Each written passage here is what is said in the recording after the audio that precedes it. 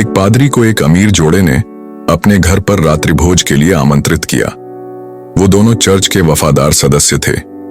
रात्रि भोज बेहद शानदार था। पादरी ने घर को आशीर्वाद दिया और फिर वहां से चले गए। लेकिन जैसे ही पादरी रवाना हुए, पत्नी ने एक अजीब बात नोट की। चांदी का एक चम्मच गायब था। वह नाराज हो गई और अपने पति को बताया।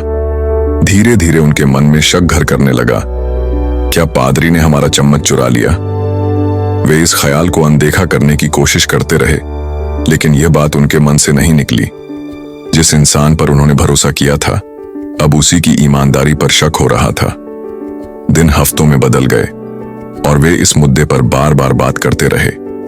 शक और गुस्सा इतना बढ़ गया कि उन्होंने चर्च तक बदलने का सोच लिया। फिर एक दिन पति ने सुझाव दिया, चलो पादरी को फिर से खाने पर बुलाते हैं। अगर उन्होंने कुछ नहीं कहा तो हम उनसे सीधे पूछेंगे।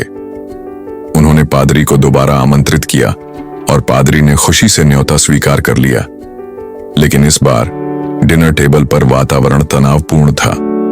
फिर पत्नी ने साहस जुटाया और सीधा सवाल किया, पादरी जी, कृपया सच बताइए, क्या आपने मेरी चांदी की चम्मच ली थी?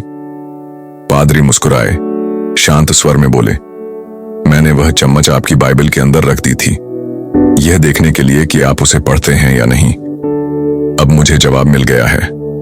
यह सुनते ही पति पत्नी स्तब्ध रह गए। उन्हें समझ आया कि बाइबल तब से वैसी की वैसी बंद पड़ी थी। कई हफ्तों से उन्होंने उसे छुआ तक नहीं था। वे इतने व्यस्त थे दूसरों पर शक करने में कि खुद का आत्मनिरीक्षण करना भूल गए। कहानी की सीख, हम अक्सर दूसरों पर जल्दी शक करते हैं, जबकि सच्चाई हमारे ही भीतर छुपी होती है। जो बात हमें कचोटती है, वह हमारी खुद की लापरवाही और निष्क्रियता का नतीजा हो सकती है।